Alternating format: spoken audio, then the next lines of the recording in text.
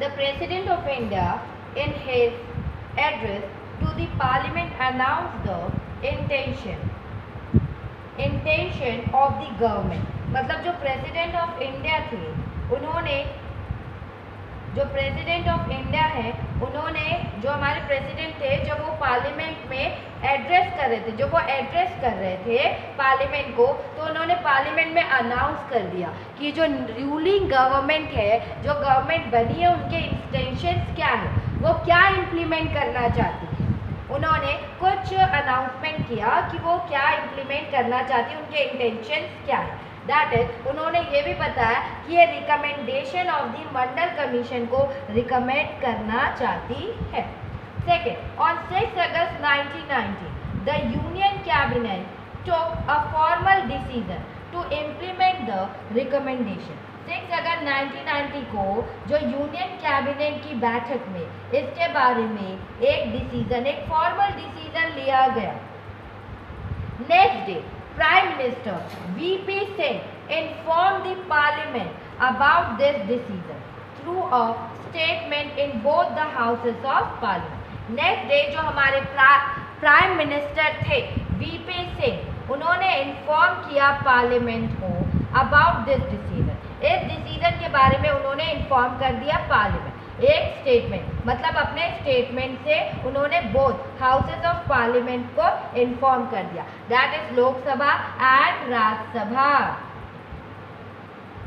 And the decision of the cabinet was sent to the department of personnel and training. जो decision था cabinet का वो send किसको किया गया था, department of personnel and training को ये डिसीजन सेंड कर दिया गया। The senior officers of the department drafted an order in line। जो सीनियर ऑफिसर थे डिपार्टमेंट के, उन्होंने ड्राफ्ट किया एक ऑर्डर, ठीक है, in line with the cabinet decision and took the ministers approval.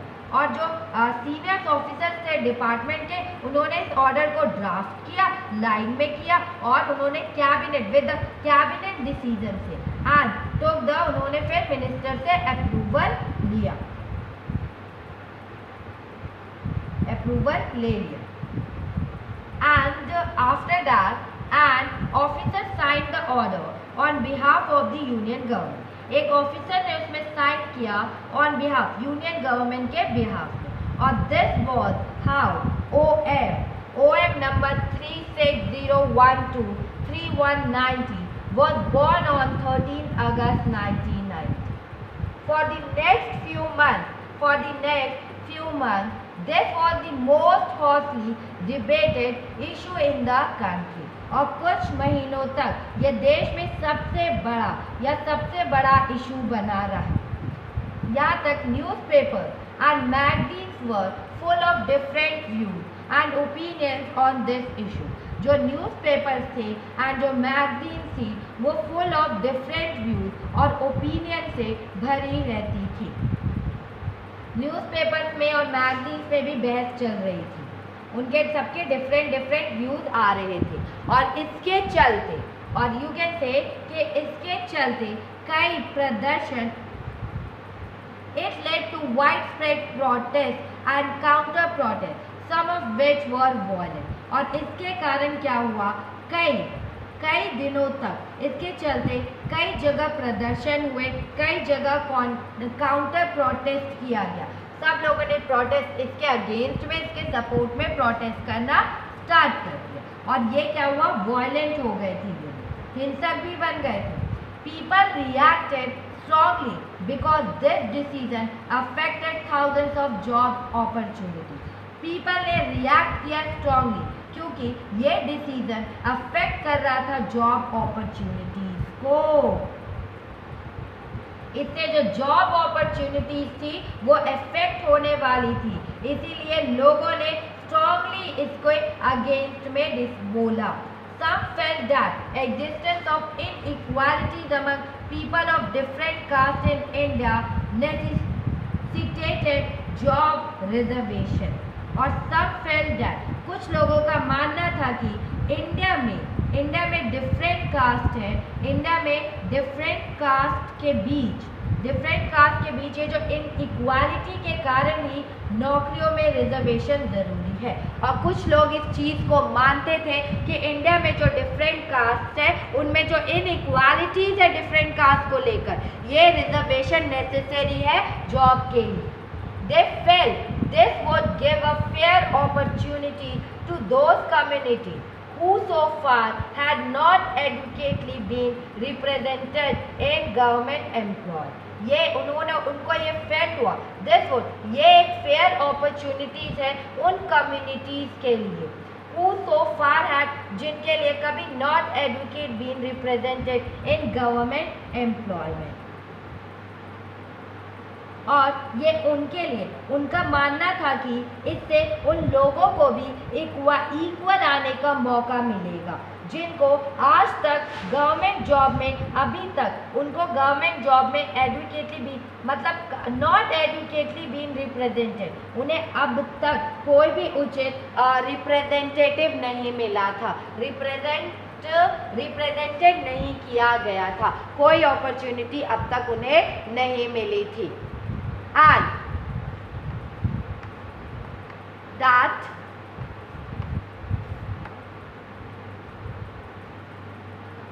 other felt that this was unfair as it would deny equality।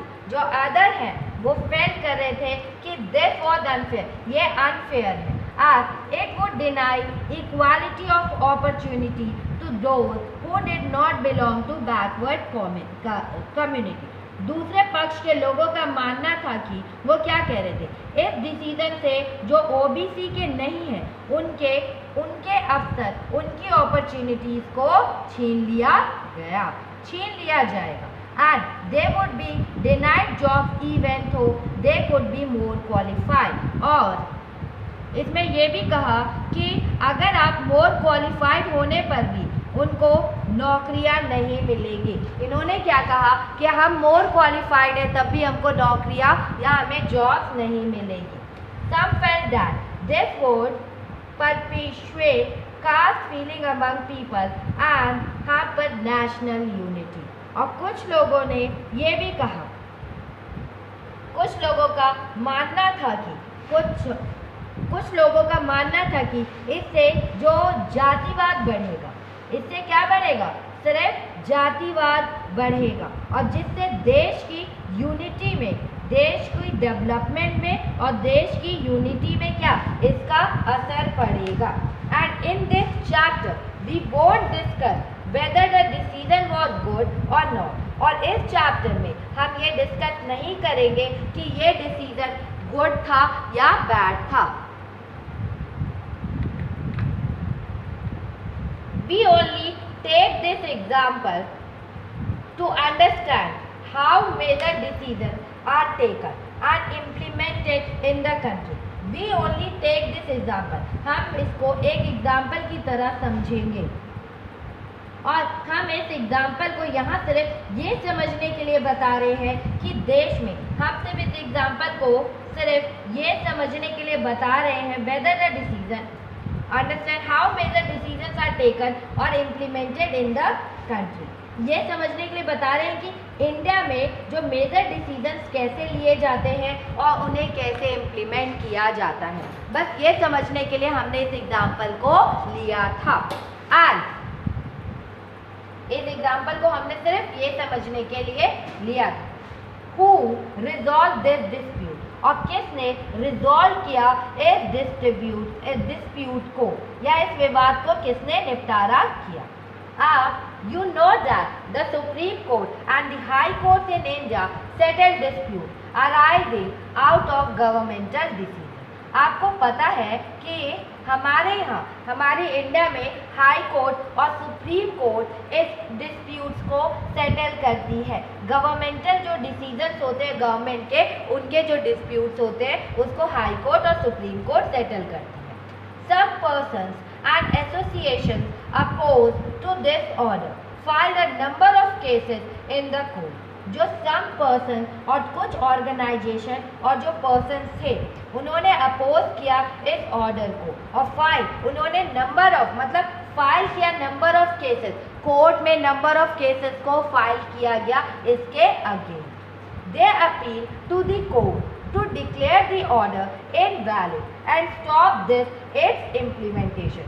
उन्होंने court से अपील किया कि ये जो डिसीजन है आप इसको इनवैलिड डिक्लेयर कर दीजिए कि ये डिसीजन इम्प्लीमेंट नहीं होगा। आप इस डिसीजन को इम्प्लीमेंट होने से रोक दीजिए और ये डिसीजन को इनवैलिड कर दीजिए, ज़ीरो बना दीजिए, वॉइड बना दीजिए। एंड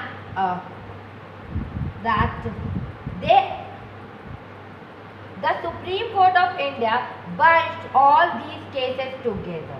और सुप्रीम कोर्ट ऑफ जो इंडिया था उन्होंने क्या किया, इन सारे केसेस को बंच कर लिया and all together. This case was known as the Indira Sawhney and others versus union of India case. आपने क्लास 8 में भी इस चीज़ को पढ़ा था। ये केस क्या जान रहा है, इंदिरा सहानी और जो अदर है इंदिरा सहानी, अदर कौन है, बना इंडियन मतलब हमारी यूनियन ऑफ इंडिया के अगेंस्ट ये केस था, Indira Sawhney versus union of India case. 11 जजेस of the supreme court heard arguments of both sides। जो 11 जजेस थे ऑफ सुप्रीम कोर्ट उन्होंने हर्ट किया, दोनों तरफ के आर्गुमेंट्स को सुना। By a majority the supreme court जजेस in 1992 declared that this order of the government of India was valid। और बाय द मेजॉरिटी में देखकर उन्होंने सुप्रीम कोर्ट के जजेस ने 1992 में डिक्लेयर कर दिया कि ये जो गवर्नमेंट ऑफ इंडिया का ऑर्डर है वो वैलिड है, and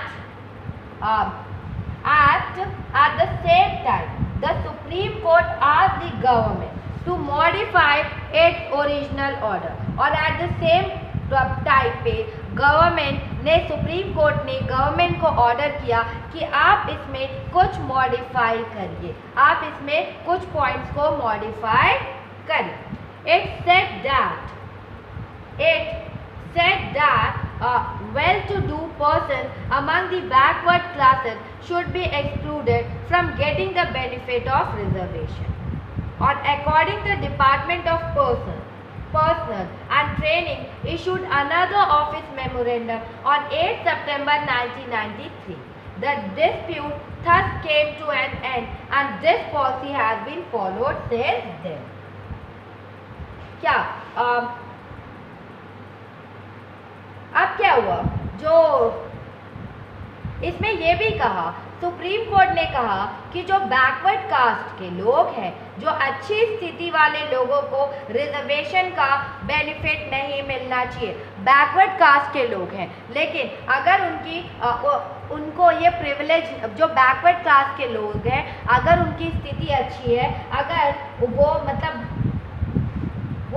वो एक अच्छी स्थिति में है या उनकी फैमिली से कोई अच्छी जॉब कर रहे हैं या वेल सेटल्ड है, तो उन्हें ये रिजर्वेशन नहीं मिलना चाहिए।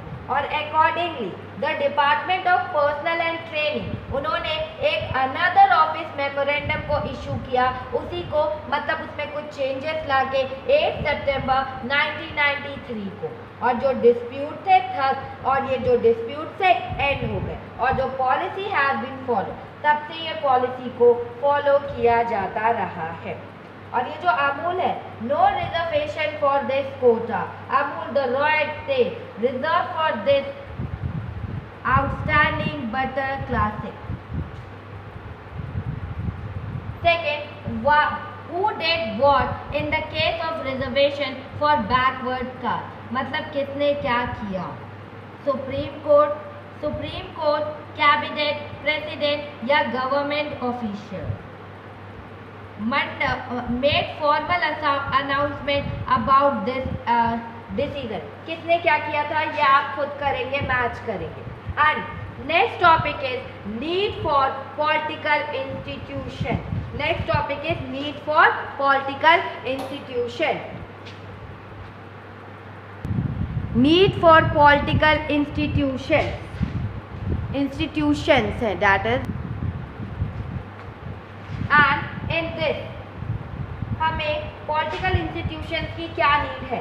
We have seen one example of how the government work. हमने अभी एक एग्जाम्पल देखा कि गवर्नमेंट कैसे काम करती है. Governing a country involves various such activities. मतलब किसी देश को चलाने में इस तरह की कई एक्टिविटीज होती हैं. And for example the government is responsible for ensuring security to the citizens and providing facilities for education and health to all. For example, जो गवर्नमेंट होती है, government is responsible for ensuring security of to the citizens. Government responsible है, वो ensure करती है कि उसे अपने सिटीजन की सिक्योरिटी का ध्यान रखना है. एंड प्रोवाइडिंग, उसे फैसिलिटीज प्रोवाइड करनी है, एजुकेशन और हेल्थ फैसिलिटीज उसे प्रोवाइड करनी है. It collects taxes and spend the money. वो कलेक्ट करती है टैक्सेस और स्पेंड करती है money. Thus raised on administration, defence and development programme. वो कलेक्ट करती है टैक्सेस के मनीज को और स्पेंड करती है उस मनी को कहाँ पे, जो भी एडमिनिस्ट्रेशन में खर्चा आता है, डिफेंस में और डेवलपमेंट प्रोग्राम्स में, वो उस मनी को इन्वेस्ट करती है. And it formulates the implementation, it formulates and implement several welfare scheme. और ये क्या करती है, ये फॉर्मुलेट करती है और इम्प्लीमेंट करती है कुछ वेलफेयर स्कीम्स को लेकर आती है लोगों के लिए. और कुछ some persons have to take decision on how to go about this activity. और कुछ पर्सन्स इन एक्टिविटीज़ को चलाने के लिए कुछ पर्सन्स को डिसीजंस लेना पड़ता है. और अदर्स हैव, और कुछ लोग डिसीजन लेते हैं और जो अदर पीपल्स होते हैं वो इसको इम्प्लीमेंट करते हैं. If disputes arise on this decision or in their implementation, there should be someone to determine what is right and what is wrong. अगर डिस्प्यूट अराइज होता है इस डिसीजन को लेकर या और इन देयर इम्प्लीमेंटेशन, इस डिसीजन को इम्प्लीमेंट करने में कुछ डिस्प्यूट अराइज होता है, तो देयर शुड बी समवन, वहाँ पे कोई होना चाहिए जो डिटरमाइन करे what is wrong and what is right. क्या सही है और क्या गलत है. And it is important that everyone should know who is responsible for doing what. और it is important, ये important है कि everyone should know, सबको पता होना चाहिए कौन रिस्पॉन्सिबल है इसको करने का. और it is important that जो these activities है keep taking place, ये एक्टिविटीज हमेशा टेकिंग प्लेस होनी चाहिए. Even if the person is की पोजिशन चेंज, मीन्स कि ये भी ज़रूरी है कि भले कुछ पोजीशन पे बैठे लोग बदल जाए, मतलब पर्सन की पोजीशन चेंज हो जाए, लेकिन ये एक्टिविटी हमेशा होती रहनी चाहिए. ये एक्टिविटीज हमेशा होती रहनी चाहिए. जारी. So to attend to all these tasks, several arrangements are made in all modern democracy. मतलब सभी मॉडर्न डेमोक्रेसी इन सभी कामों के लिए देखो क्या हो, to attend to all this, इन टास्क को अटेंड करने के लिए कुछ अरेंजमेंट्स आपको मेड करने पड़ते हैं. ऑल मॉडर्न डेमोक्रेसीज में कुछ अरेंजमेंट्स को करना इम्पॉर्टेंट होता है. Such arrangements are called institution. और such arrangements को हम क्या कहते हैं, institutions कहते हैं. A democracy works well when these institutions perform functions assigned to them. ये जो डेमोक्रेसी है वर्क वेल, बहुत अच्छे से वर्क करती है अगर आप when these, ये जो इंस्टीट्यूशंस है अपने फंक्शन, जो इंस्टीट्यूशन परफॉर्म फंक्शन, जो भी उनको फंक्शन दिए गए हैं वो उस फंक्शन को परफॉर्म करें. असाइन, जो उन्हें फंक्शन असाइन किए गए हैं वो उस फंक्शन को परफॉर्म बिल्कुल अच्छे से करें. The constitution of any country lays down basic rules on power and functions of each institution. जो कॉन्स्टिट्यूशन ऑफ एनी कंट्री, किसी भी कंट्री के जो कॉन्स्टिट्यूशंस होते हैं वो जो किसी भी कंट्री जो कॉन्स्टिट्यूशन ऑफ एनी कंट्री उसने कुछ लेस डाउन किए बेसिक रूल्स को लेस डाउन किए on the power and functions of each institution. सब कॉन्स्टिट्यूशंस में ऑलवेज लिखा गया है किसी भी कंट्री के कि मतलब उनके पावर्स और फंक्शंस को, हर इंस्टीट्यूशंस के पावर्स और फंक्शन को डिफाइन किया गया है. And in the example above we saw several such institution at work. आपने जो एग्जाम्पल अभी लिया था आपने उसको देखा था सच इंस्टीट्यूशन एट वर्क, मतलब कि कैसे वो इंस्टीट्यूशन काम करती है. आपने अभी इस एग्जाम्पल को देखा था कि हमारी कॉन्स्टिट्यूशन या हमारे इंस्टीट्यूशन कैसे वर्क कर रहे हैं. The minister, the prime minister and the cabinet are institutions that take all important policy decisions. जो policy decisions होते हैं वो हमारे prime minister and the cabinet are institution. The prime minister and the cabinet are institution. ये institutions है that take all important policy decisions. That take all important policy decisions. And the civil servants that working together are responsible for taking steps to implement the minister's decisions. जो civil servants होते हैं वो working together मिलकर काम करते हैं और वो रिस्पॉन्सिबल होते हैं टेकिंग डिसीजंस लेने के लिए और इम्प्लीमेंट करने के लिए. जो मिनिस्टर्स ने डिसीजंस लिए हैं उनके लिए वो रिस्पॉन्सिबल होते हैं. मिनिस्टर जो डिसीजन लेते हैं उसके लिए सिविल सर्वेंट और जो वर्किंग टुगेदर वो लोग जो काम करते हैं उनके साथ वो रिस्पॉन्सिबल होते हैं उस डिसीजन को लेने के लिए और उस डिसीजन को इम्प्लीमेंट करने के लिए. And Supreme Court is an institution where disputes between citizens and the government are finally settled. जो सुप्रीम कोर्ट है वो भी एक इंस्टीट्यूशन है जहाँ पे where disputes हुए between citizen और the government को वो फाइनली डिसीजन किसने लिया था उस एक्ट पर? हमारी सुप्रीम कोर्ट ने. सुप्रीम कोर्ट भी एक इंस्टीट्यूशन है. And Can you think of some other institution in this example? क्या आप सोच सकते हैं कुछ अदर इंस्टीट्यूशंस से इन दिस एग्जाम्पल में कुछ अदर इंस्टीट्यूशंस के बारे में?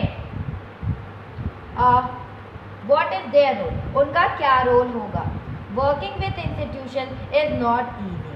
जो वर्किंग इंस्टीट्यूशन के साथ जो वर्किंग है वो मतलब इंस्टीट्यूशन में वर्क करना इतना आसान नहीं होता है. Institution involve rules and regulation. Institutions में कुछ रूल्स एंड रेगुलेशंस होते हैं. This can bind the hands of leader. और इससे क्या होता है, ये जो इंस्टीट्यूशन है इसमें जो रूल्स एंड रेगुलेशन होते हैं इसमें जो लीडर्स के हैंड है उनको बाइंड कर दिया जाता है, उनके पावर्स को बाइंड कर दिया जाता है. Institutions involve meeting, committee and routine. जो इंस्टीट्यूशंस है वो मीटिंग भी बुलाती है, कुछ कमिटीज भी होती है वहाँ पे और कुछ रूटीन्स भी काम किए जाते हैं और कुछ रूटीनली वर्क भी होता है. This often lead to delay and complication. और इसके कारण अक्सर काम में देरी और कॉम्प्लिकेशंस होती रहती है, परेशानी आती रहती है. Therefore dealing with institution can be frustrating. इसीलिए देखो जो डीलिंग विथ इंस्टीट्यूशंस है वो फ्रस्ट्रेटिंग भी कभी कभी हो जाता है. इंस्टीट्यूशन के साथ डील करना कभी कभी फ्रस्ट्रेशन हो जाती है एंड फ्रस्ट्रेशन हो जाती है. This can therefore delay. One might feel that it is much better to have one person take all decisions without any rules, procedures and meeting. और कभी कभी हमें फील होता है कि मच बेटर है कि कोई एक पर्सन ये सारे डिसीजंस ले, वहाँ कोई रूल, प्रोसीजर या मीटिंग नहीं होनी चाहिए. कोई एक पर्सन चुपचाप से वो सारे डिसीजंस लेते चले जाए. But that is not the spirit of democracy. लेकिन ये स्पिरिट नहीं है हमारी डेमोक्रेसी की. ये स्पिरिट नहीं है हमारी डेमोक्रेसी की. एंड मतलब अनुकूल नहीं है हमारी डेमोक्रेसी के लिए. Some of the delays and complication introduced by institution are very useful. Some of the delay, कुछ जो डिलेज होते हैं जो हमारे इंस्टीट्यूशन के वर्क में या सम ऑफ द डिले, कुछ कभी कभी कुछ डिसीजन पे डिलेज होते हैं, कुछ कॉम्प्लिकेशंस होती हैं. ठीक है, उसमें हम डिसीजन लेने में थोड़ा टाइम लगा देते हैं, लेकिन वो इंस्टीट्यूशंस आर वेरी, बट वो बहुत डिसीजन यूजफुल होते हैं. दे प्रोवाइड एंड जो इंस्टीट्यूशन डिले या कॉम्प्लिकेशन होते हैं, मतलब जो डिसीजन लेती है वो बहुत यूजफुल होता है अगर कभी टाइम लग जाए. They provide an opportunity for a wider set of people to be consulted in any decision. वो क्या करती है, किसी भी फैसले के पहले सेट ऑफ पीपल से क्या उन सेट ऑफ पीपल से कंसल्ट करती है. ठीक है, उसे कोई भी डिसीजन लेने से पहले वो उसे एक अपॉर्चुनिटी दे प्रोवाइड, वो एक अपॉर्चुनिटी मिलता है उन्हें कि वो वाइडर सेट ऑफ पीपल से कंसल्ट करे उस डिसीजन को लेने से पहले. Institution make it difficult to have a good decision taken very quickly. जो इंस्टीट्यूशंस हैं, इंस्टीट्यूशन के कारण एक अच्छा फैसला झटपट करना आसान नहीं होता. लेकिन देखो, institution make it difficult to have a good decision taken by, मतलब इंस्टीट्यूशन के कारण गुड डिसीजन लेना, मतलब क्विकली कोई भी गुड डिसीजन नहीं लिया जा सकता है. ठीक है, but they also make it equally difficult to rush through a bad decision. Institution अगर टाइम ले रही है तो वो गुड डिसीजन लेगी, लेकिन अगर गुड डिसीजन नहीं लेगी तो इसका मतलब ये नहीं है कि वो आपके लिए कुछ बैड डिसीजन लेगी.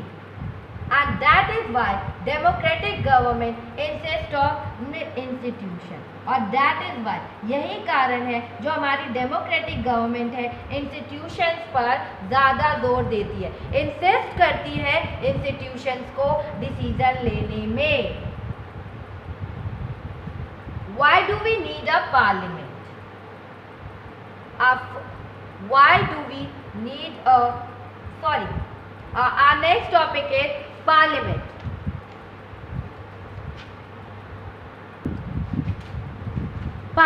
Our next topic is parliament. In the example of the office, parliament means Sansad, and in the example of the office of memorandum, the office memorandum. Do you remember the role of parliament? जो आपने example लिया था office memorandum का, आपने एक example discuss किया था, तो क्या आपको याद है रोल ऑफ पार्लियामेंट? वहाँ पे क्या रोल प्ले किया गया था, पार्लियामेंट का क्या रोल था? परहैप्स नॉट, शायद नहीं. ठीक है, since this decision was not taken by parliament, you might think that parliament had no role in it. मतलब ये जो डिसीजन लिया गया था, क्योंकि ये जो डिसीजन पार्लियामेंट ने नहीं किया था, ये डिसीजन पार्लियामेंट ने नहीं किया था, आपको लग सकता है कि इस डिसीजन में पार्लियामेंट का कोई भी रोल नहीं है, ये पार्लियामेंट ने कोई डिसीजन लिया नहीं था, तो इससे आपको ये भी लग सकता है कि पार्लियामेंट का कोई रोल होता नहीं है. But let us go back to the story and see whether parliament figures in it. चलिए हम बैक चलते हैं इस स्टोरी की और फिर हम देखते हैं, जोर देकर नज़र डालकर देखते हैं कि क्या उसमें पार्लियामेंट का कोई भी जिक्र नहीं किया गया था. Let us recall the point made earlier by the completing the following sentence. हम मतलब कुछ सेंटेंसेस को पूरा करेंगे, वो कुछ सेंटेंसेस को पूरा करेंगे तो शायद हमें कुछ याद आ जाए. Like the report of the Mandal commission was discussed. जो रिपोर्ट थी मंडल कमीशन की वो कहाँ डिस्कस हुई थी? The President of India mentioned this in his dash what? The Prime Minister made a dash. ये 3 पॉइंट्स है. अगर आप इसको पूरा फिल इन द ब्लैंक की तरफ फिल करेंगे तो आपको याद आ जाएगा सारा डिसीजन. एंड सारे डिसीजन आपको याद आ जाएंगे. The decision was not directly taken in Parliament. ये जो डिसीजन था वो डायरेक्टली पार्लियामेंट में नहीं लिया गया था. But parliamentary discussion on the report influenced and shape the decision of the government. But जो पार्लियामेंट में इस रिपोर्ट को डिस्कस किया गया था, उसका इन्फ्लुएंस और उस रिपोर्ट में इन्फ्लुएंस और शेप दिया गया था इस डिसीजन को, जो गवर्नमेंट ये डिसीजन लेना चाहती थी.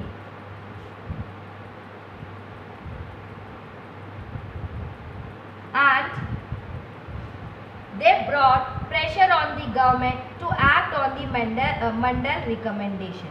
उन्होंने गवर्नमेंट पे प्रेशर किया कि आप कुछ एक्ट लीजिए, कुछ एक्ट करिए मंडल रिकमेंडेशन के लिए, इसे आगे बढ़ाइए.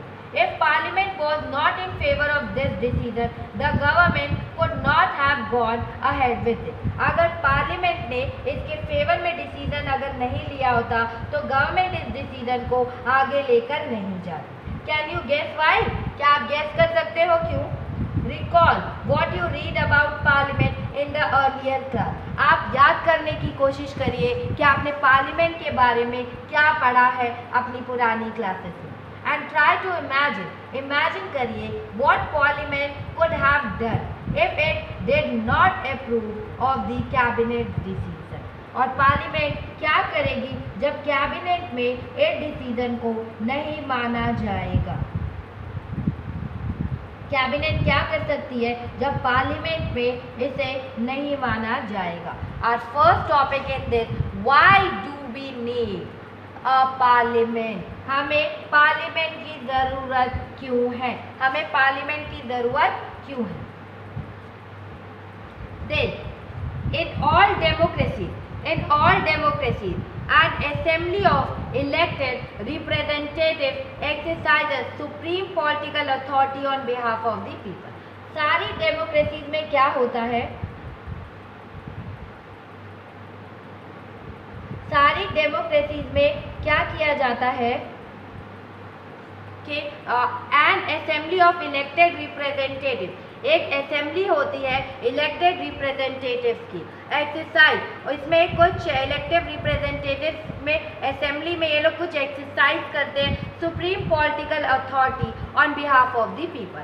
ये लोग कुछ डिसीजंस लेते हैं बिहाफ ऑफ द पीपल में. को डिसीजन इनका मतलब अगर हम देखें तो डेमोक्रेसी में जो असेंबली, ये जो इलेक्टेड रिप्रेजेंटेटिव्स होते हैं असेंबली में, वो हमारे सिटीजन्स की ओर से क्या करते हैं? सुप्रीम पॉलिटिकल अथॉरिटी का प्रयोग करते हैं, सुप्रीम पॉलिटिकल अथॉरिटी का यूज करते हैं on behalf of the people. In India, such a national assembly of elected representatives is called parliament. और इंडिया में क्या है? भारत में, इंडिया में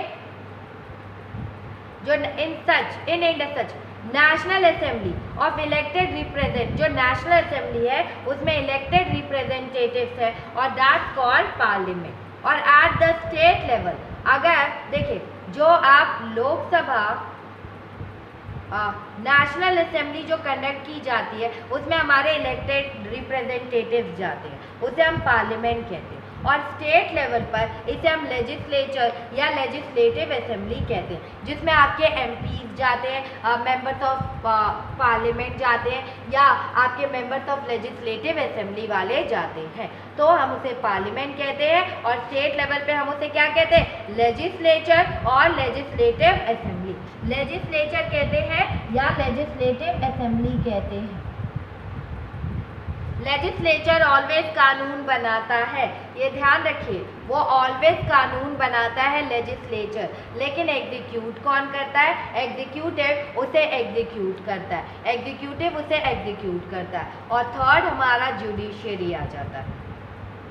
एंड द नेम में वेरी इन डिफरेंट कंट्रीज में ये नाम कुछ अलग होगा, कहीं कुछ और पार्लियामेंट की जगह कहा जा रहा होगा, but such an assembly existed, मतलब डेमोक्रेसी में ये असेंबली एग्जिस्ट करती हैं, लाइक पार्लियामेंट, लेजिस्लेचर असेंबली या legislative assembly. It exercises political authority on behalf of the people. ये कुछ पॉलिटिकल अथॉरिटी, कुछ डिसीजन ये लोग लेते हैं पॉलिटिकल अथॉरिटी बनकर, मतलब बिहाफ ऑफ द पीपल के कुछ डिसीजन ये लोग ऑलवेज लेते रहते हैं। That is parliament is the final authority for making laws in our country. जो पार्लियामेंट है ये एक फाइनल अथॉरिटी है फॉर मेकिंग, मतलब लॉज, कंट्री में लॉज बनाने के लिए जो पार्लियामेंट है वो फाइनल अथॉरिटी है। और this task of law making और लेजिस्लेशन इज सो क्रूशियल। ये जो टास्क है, लॉ मेकिंग का जो टास्क है या लेजिस्लेशन, ये बहुत क्रूशियल है, क्योंकि that these assemblies are called legislature, और इन्हीं असेंबलीज को हम क्या कहते हैं, लेजिस्लेचर कहते हैं। या यूँ कहते, किसी भी देश में कानून बनाने का सबसे बड़ा अधिकार किसको होता है, हमारी पार्लियामेंट को होता है। और दिस टास्क, कानून बनाने या इसको कानून बनाना या लेजिस्लेशन, और लेजिस्लेशन बहुत ही इम्पॉर्टेंट वर्क है। ये इतना इम्पॉर्टेंट वर्क है कि इन असेंबली को हम क्या कहते हैं, लेजिस्लेचर्स कहते हैं। इन असेंबली को हम क्या कहते हैं, legislation. And parliament all over the world can make new laws, मतलब parliament all over the world में न्यू लॉज बनाए जा सकते हैं। चेंज एग्जिस्टिंग लॉ, वो एग्जिस्टिंग लॉज को भी चेंज किए जा सकते हैं। और abolishing existing law, existing law को आप एबॉलिश कर सकते हो, टोटली चेंज कर सकते हो।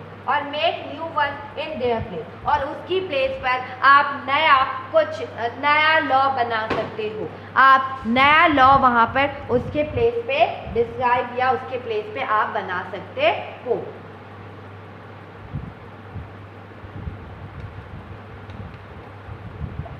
And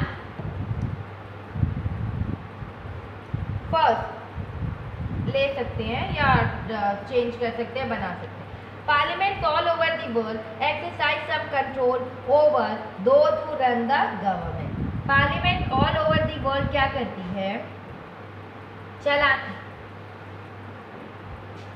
parliament all over the world exercise, वो कुछ पावर को कंट्रोल करती है, जो लोग गवर्नमेंट रन करते हैं उनकी पावर्स को कंट्रोल करती है।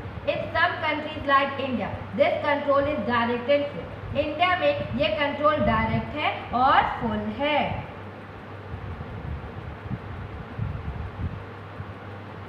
Parliament all over the world exercise some control over, जो गवर्नमेंट को रन करते हैं पार्लियामेंट में, उसके पावर को पार्लियामेंट कंट्रोल करती है, ठीक है। और इंडिया में क्या है, ये कंट्रोल डायरेक्टली कंट्रोल होता है या फुली कंट्रोल होता है। Those who run the government, जो गवर्नमेंट को रन कर रहे हैं, कैन टेक डिसीजन, वो डिसीजन को लेते हैं only so long as they enjoy support of parliament. मतलब भारत में क्या हो, पार्लियामेंट के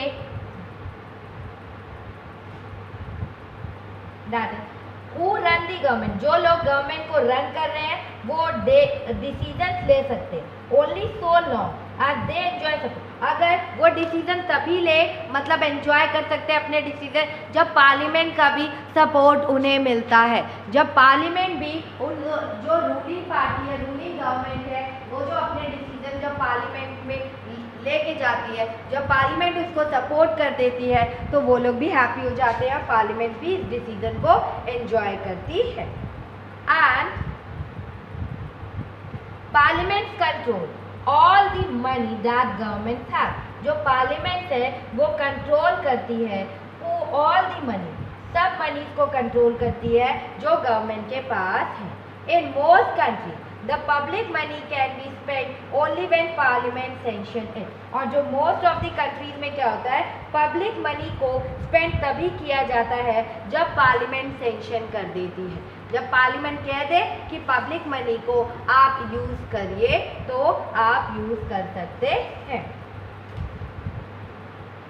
and fourth, parliament is the highest forum of discussion, parliament एक हाईएस्ट फोरम ऑफ डिस्कशन है जहाँ पे बहुत सी चीज़ों का डिस्कशन किया जाता है।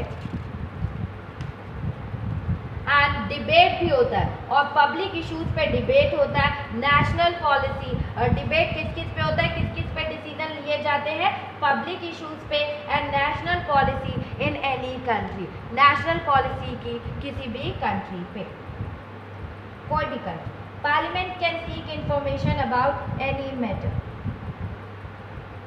और संसद पार्लियामेंट किसी भी मामले में, किसी भी डिसीजन में आपसे इंफॉर्मेशन मांग सकती है। पार्लियामेंट किसी भी मामले में क्या कर सकती है, आपसे इंफॉर्मेशन मांग सकती है।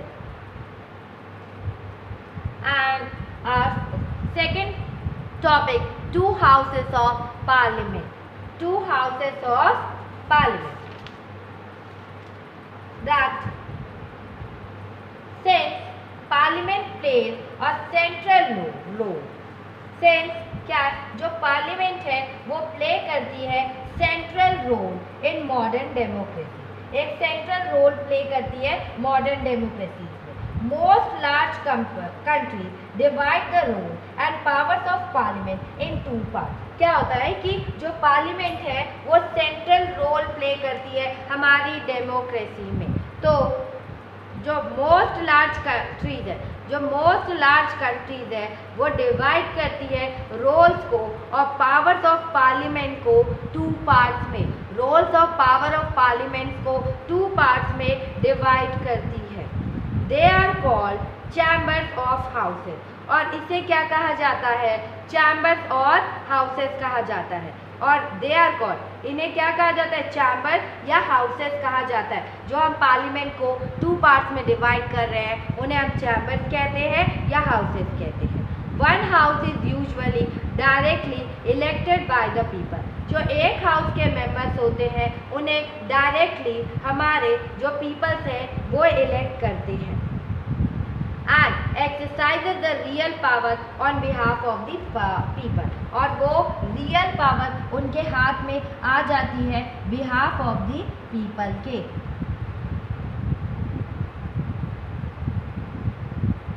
और उन्हें मतलब बिहाफ ऑफ द पीपल, वो उनको पीपल उन्हें रियल पावर दे देते हैं, तो बिहाफ ऑफ द पीपल वो इस पावर का यूज करते हैं हमारे हितों के लिए। That is the second house is usually elected, first house में जो पीपल है वो डायरेक्टली इलेक्ट करते थे, और जो सेकेंड हाउस है वो यूजुअली इलेक्टेड इनडायरेक्टली, उसे इलेक्ट किया जाता है indirectly and perform some special function. जो सेकेंड हाउस है वो यूजुअली इलेक्ट किए जाते हैं इनडायरेक्टली, और वो भी कुछ परफॉर्म करते हैं, कुछ स्पेशल फंक्शंस को वो लोग भी परफॉर्म करते हैं। The most common work for the second house is to look after the interest of various states, regions or federal units. The most common work है, जो most common work है second house के लिए is to look after the interest of various states, मतलब कि look after interest of various states का interest देखना, region और federal units के बारे में जानना। वेरियस स्टेट्स के वर्क्स देखना, रीजन और फेडरल यूनिट्स को पे निगरानी करना होता है, फेडरल यूनिट्स पे भी निगरानी करना होता है। मोर देन टू गवर्नमेंट, निगरानी करना होता है। इन आवर कंट्री, अगर हम अपनी कंट्री की बात करें तो parliament consist of 2 houses. Parliament consist करती है 2 houses. The 2 houses are known as, और इन 2 हाउसेस को हम क्या कहते हैं? First known as council of state and the house of the people. पहले हाउस को हम क्या कहते हैं? काउंसिल ऑफ स्टेट कहते हैं। हाँ, इन आवर कंट्री, हमारी कंट्री में जो पार्लियामेंट कंसिस्ट ऑफ 2 हाउसेस होता है, जो 2 हाउसेस, पहले हाउस को हम क्या कहते हैं? काउंसिल ऑफ स्टेट कहते हैं, that is Rajya Sabha. Council of state कहते हैं, that is Rajya Sabha. And house of the people, that is Lok Sabha. And house of the people, that is Lok Sabha. 2 houses of parliament है। काउंसिल ऑफ स्टेट को हम राज्यसभा कहते हैं और हाउस ऑफ द पीपल को हम क्या कहते हैं? लोकसभा कहते हैं। The president of India is a part of parliament. जो प्रेसिडेंट ऑफ इंडिया है हमारे, वो पार्लियामेंट का पार्ट होते हैं। Also she is not a member of either house. वो किसी भी हाउस के मेंबर नहीं होते हैं। That is why all laws made in the houses come into force only after they receive the assent of the president. और यही एक है, ये जितने भी लॉज आप पार्लियामेंट में पास करते हैं, जितने भी लॉज आप पार्लियामेंट में पास करते हैं, वो लास्ट साइन कौन करता है उस पर? हमारे प्रेसिडेंट के पास भी वो लॉ हमारे प्रेसिडेंट के पास भी जाता है और वो उस पर क्या करते हैं? लास्ट अपना साइन करते हैं। ऐसे You have read about the Indian Parliament in earlier classes. आपने इंडियन पार्लियामेंट के बारे में पढ़ा है अपनी अर्लियर क्लासेस में। That is, from chapter 3, you know how Lok Sabha election take place. आपने चैप्टर 3 में देखा होगा कि लोकसभा इलेक्शन कैसे टेक प्लेस होता है। Let us recall, कुछ रिकॉल करते हैं some key differences between the composition of these 2 houses of parliament. मतलब हम कुछ प्रीवियस चीज़ों को रिकॉल करते हैं और जो कि दोनों के बीच में, इन दोनों हाउसेस के बीच में कुछ डिफरेंसेस को निकालते हैं। कौन से हाउस है? राज्यसभा और लोकसभा। राज्यसभा क्या है? काउंसिल ऑफ स्टेट है, और जो लोकसभा है वो हाउस ऑफ द पीपल है। First, answer the following for the Lok Sabha and the Rajya Sabha. ये आपको आंसर देने हैं। It is your homework. That is what is the total number of the members. Total number of the members कितने होते हैं Lok Sabha and Rajya Sabha में? Who elect the members? कौन इन members को इलेक्ट करता है? What is the length of the term in years? कितने सालों के लिए इनकी गवर्नमेंट बनती है? या कहता हाउस भी डिसॉल्व और इट इज परमानेंट। कौन सी हाउस डिसॉल्व हो जाती है और कौन सी हाउस परमानेंट रहती है? कौन सी हाउस डिसॉल्व होती है, कौन सी हाउस परमानेंट रहती है?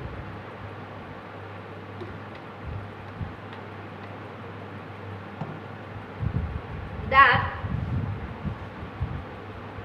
which of the 2 houses is more powerful? इन दोनों हाउसेस में कौन सबसे ज्यादा पावरफुल है? कौन सबसे ज्यादा पावरफुल होता है? And it might appear our next topic is Lok Sabha and Rajya Sabha. It is not given in old book, I think.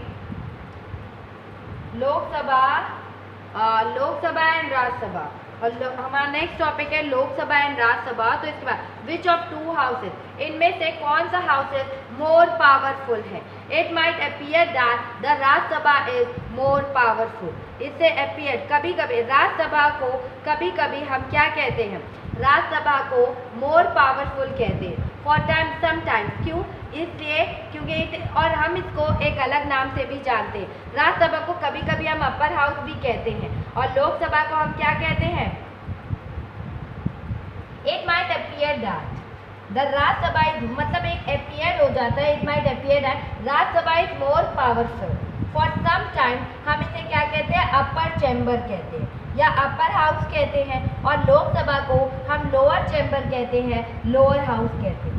But this does not mean that Rajya Sabha is more powerful than Lok Sabha. लेकिन इसका मतलब ये नहीं है कि हम upper house कहते हैं इसको लोअर हाउस कहते हैं, या अपर चैम्बर कहते हैं इसको लोअर चैम्बर कहते हैं। तो इसका मतलब ये कहीं डिफाइन नहीं होता कि हमारा राज्यसभा जो है वो मोर पावरफुल है और जो हमारी लोकसभा है वो लेस पावरफुल है। ये कहीं पे भी डिफाइन नहीं होता है। This is just an old style of speaking and not the language used in our constitution. ये just एक old time speaking है, या ये महज एक बोलचाल की पुरानी शैली है। हमारे कॉन्स्टिट्यूशन में इस टाइप की लैंग्वेज को यूज नहीं किया गया है। Our constitution does give the Rajya Sabha some special power over the state. हमारे कॉन्स्टिट्यूशन ने राज्यसभा को कुछ स्पेशल पावर दिया है अपने स्टेट के लिए। But on most matter the Lok Sabha exercise supreme power. लेकिन मोस्ट मैटर की बात किया जाए तो हमारे लोकसभा के पास भी कुछ स्पेशल पावर्स हैं। लोकसभा को भी कुछ सुप्रीम पावर दी गई है। Let us see how. Any ordinary law needs to be passed by both the houses. देखिए, कोई भी ऑर्डिनरी लॉ होगा तो वो पास होगा हमारे दोनों हाउसेस से। वो क्या किया जाएगा? पास होना चाहिए हमारे दोनों हाउसेस से। वो क्या होगा? पास होगा। But if there is a difference between the two houses, the final decision is taken in a joint session in which members of both the houses sit together. क्या होता है कि अगर डिसीजंस में कॉन्फ्लिक्ट आता है, क्योंकि जो आपके राज्यसभा है स्टेट में और जो लोकसभा है वो जो अपनी मीटिंग्स ये लोग करते हैं, ये अलग अलग जगह मीटिंग्स होती हैं इनके मेंबर्स बैठते हैं एक साथ, अलग अलग जगह मीटिंग्स करते हैं। तो इसमें डिसीजन जब लिया जाता है और लोकसभा और राज्यसभा के डिसीजन अलग अलग आते हैं तो क्या किया जाता है? पूरे पार्लियामेंट में लोकसभा और राज्यसभा दोनों को बुला लिया जाता है और फिर तब मतलब कोई भी ऑर्डिनरी लॉ पे फिर डिसीजन लिया जाता है। And because of the larger number of members, the view of the Lok Sabha is likely to prevail in such a meeting. मतलब लोकसभा में कि इतने ज़्यादा लोग हैं, लोकसभा नंबर ऑफ मेंबर्स सबसे ज़्यादा लोकसभा में होने के कारण क्या होता है? मीटिंग में लोकसभा के सबसे ज़्यादा मेंबर्स 543 कॉन्स्टिट्यूएंसीज है। तो 543 कॉन्स्टिट्यूएंसीज में क्या होता है? सबसे ज़्यादा मेंबर्स लोकसभा के होते हैं। तो लोकसभा ऐसा लगता है कि जो अगर कोई आप डिसीजन लोगे तो लोकसभा हमेशा जीत जाएगी। कोई भी डिसीजन होगा तो लोकसभा जिसके भी पक्ष में पूरे लोग चले गए वो डिसीजन मान लिया गया। Lok Sabha exercises more powers in money matter. Lok Sabha के पास ज़्यादा पावर होती है मनी मैटर्स को लेकर। ठीक है, मनी से रिलेटेड जितने मैटर्स होते हैं वो लोकसभा के पास उसकी पावर होती है। One the Lok Sabha passes the budget of the government. One जो लोकसभा है जब पास करती है बजट ऑफ द गवर्नमेंट और any other money related law. ठीक है, अगर लोकसभा कोई बिल पास करती है, मतलब जो बजट गवर्नमेंट के बजट को पास करती है या मनी रिलेटेड लॉ को जो वो पास करती है, तो Rajya Sabha can not reject it. Rajya Sabha उसको रिजेक्ट नहीं कर सकती है। The Rajya Sabha can only delay it by, क्योंकि more power money related power किसे दी गई है? लोकसभा को।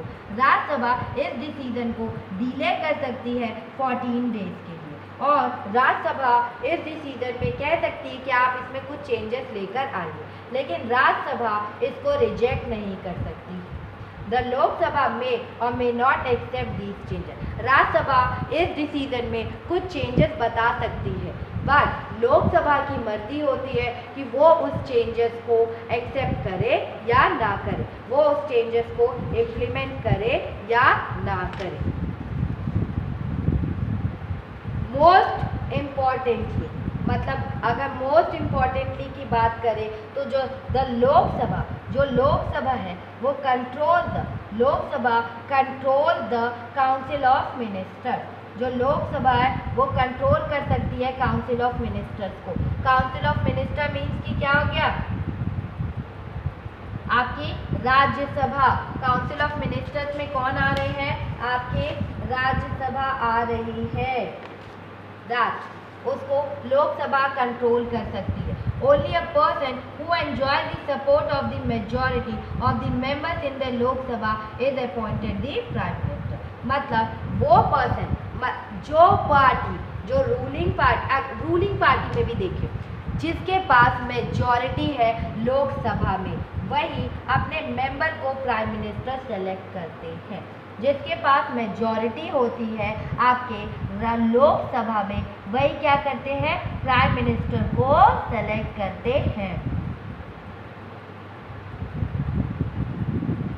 अगर ठीक सेलेक्ट करते हैं, if the majority of the Lok Sabha members say they have no confidence in the Council of Ministers, all ministers including the Prime Minister have to be put। अगर क्या होता है, if जो मेजॉरिटी ऑफ द लोकसभा है, Lok Sabha member, अगर वो कह दे say they have no confidence in the council of minister, उनको कोई भी कॉन्फिडेंस नहीं है काउंसिल ऑफ मिनिस्टर्स पे, जो मिनिस्टर्स हैं including the prime minister have to quit, उन्हें भी क्विट करना पड़ता है। The Rajya Sabha does not have this power, Rajya Sabha के पास ये पावर नहीं होती है। अगर हाफ ऑफ दी, आधे से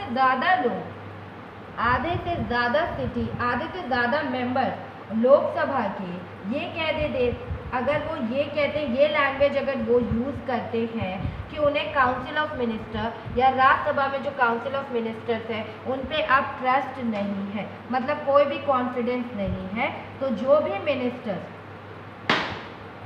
मिनिस्टर्स हैं तो वो प्राइम मिनिस्टर्स के जितने भी मिनिस्टर्स हुए have including the prime minister have to quit, मतलब प्राइम मिनिस्टर के साथ ही उन मिनिस्टर्स को भी क्विट करना पड़ता है। और the Rajya Sabha does not have this, लेकिन राज्यसभा के पास ऐसी कोई भी पावर नहीं होती है, कोई भी पावर डिसीजन नहीं होती।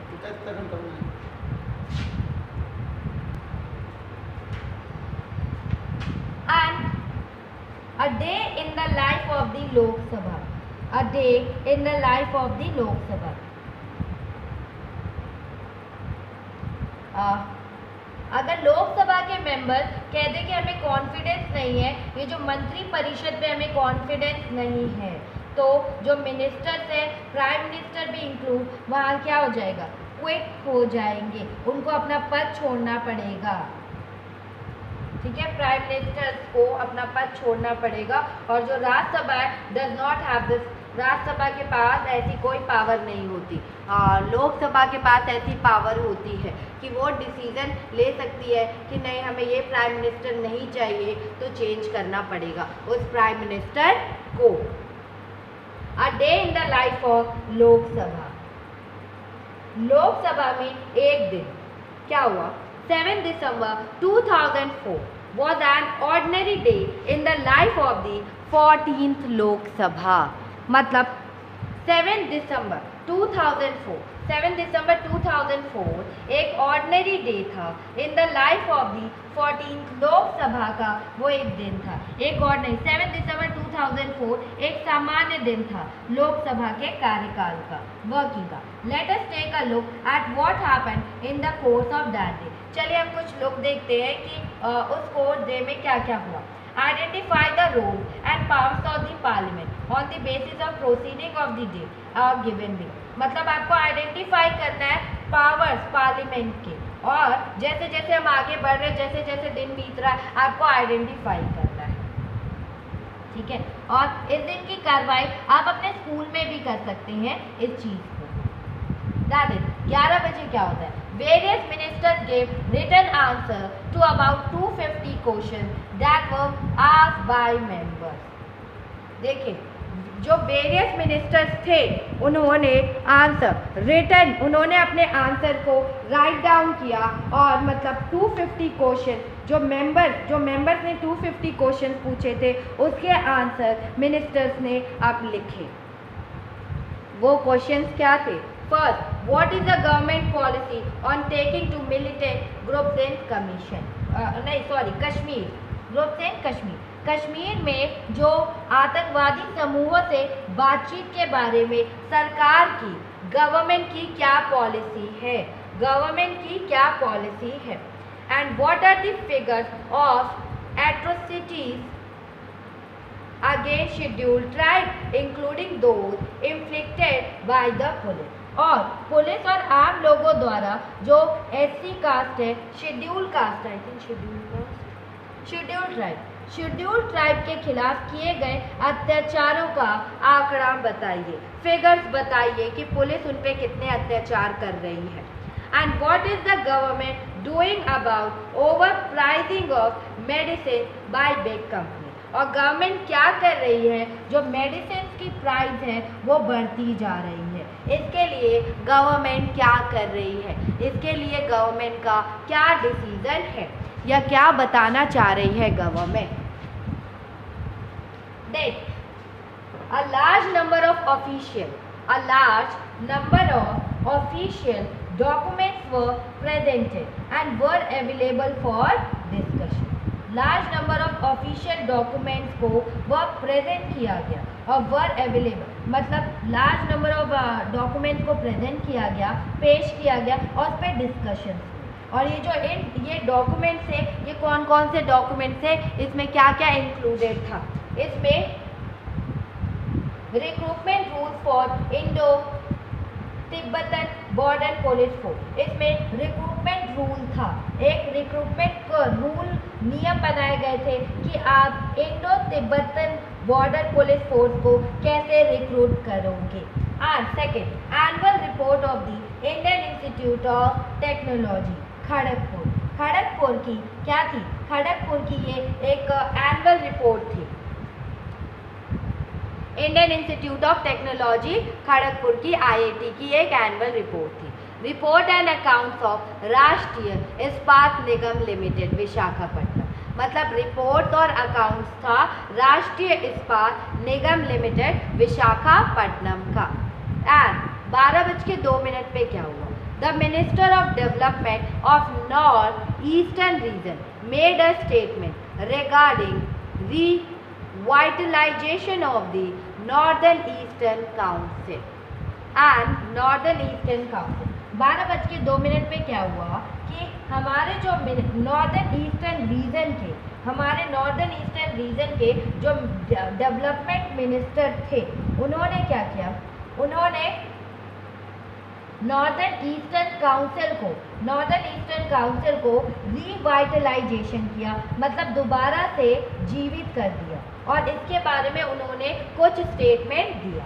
The minister of state for railway presented a statement showing the grant needed by the railway in addition to that sanction in the railway budget. क्या हुआ, जो रेल राज्य मंत्री थे या मिनिस्टर ऑफ स्टेट फॉर जो रेल थे उन्होंने क्या किया, एक स्टेटमेंट दिया था, प्रेजेंट किया, उन्होंने एक स्टेटमेंट देकर बताया कि उन्होंने बताया कि grant needed by the railways in addition to the sanction in the railway budget, इसमें स्वीकृत रेल बजट के अतिरिक्त रेलवे को और अनुदान की ज़रूरत है। उन्होंने बताया कि रेलवे को आगे डेवलप करने के लिए हमें और रिसोर्सेज की ज़रूरत है या और बजट की ज़रूरत है। That the Minister of Human Resource Development introduced the National Commission for Minority Educational Institutions Bill 2004। जब minister of human resource development उन्होंने इंट्रोड्यूस किया national commission for minority educational institution bill 2004, ठीक है, उन्होंने इंट्रोड्यूस किया, घोषणा की। और he also gave a statement explaining why the government had to bring an ordinance for this। और उन्होंने ये भी एक्सप्लेन किया कि इसके लिए गवर्नमेंट को क्यों एक ऑर्डिनेंस लाना पड़ा था। 1214 पे क्या हुआ? Several members highlighted some issue. Several members ने कुछ इश्यूज को हाईलाइट किया, including first vindictiveness of the Central Bureau of Investigation in registering cases against some leaders in the तहलका case। इन्होंने क्या किया? कई सदस्यों ने कुछ मुद्दों को उठाया, जिनमें पहला क्या था? तहलका मामले में कुछ लीडर्स के खिलाफ मामला दर्ज था और इसमें सेंट्रल ब्यूरो ऑफ इन्वेस्टिगेशन या सीबीआई इसमें सीबीआई का क्या डिसीजन था? सीबीआई इसमें डिसीजन ले रही थी या वो अपना रवैया या vindictiveness of the CBI means कि उनका प्रतिशोधात्मक रवैया था सीबीआई का, मतलब लीडर्स के खिलाफ जो वो लोग दर्ज कर रहे थे report. And need to include Rajasthani as an official language in the constitution. और सभी मतलब कॉन्स्टिट्यूशन में एक ऑफिशियल लैंग्वेज राजस्थानी लैंग्वेज को भी शामिल करने की, इंक्लूड करने की ज़रूरत है हमारे कॉन्स्टिट्यूशन में। Second, need to renew the insurance policies of farmer. और नीड है हमें रिन्यू करना चाहिए इंश्योरेंस पॉलिसी फार्मर्स की। And agriculture works of Andhra Pradesh. Agriculture works of Andhra Pradesh को भी हमें क्या करना चाहिए? मतलब आंध्र प्रदेश के किसानों और एग्रीकल्चर लेबर की हमें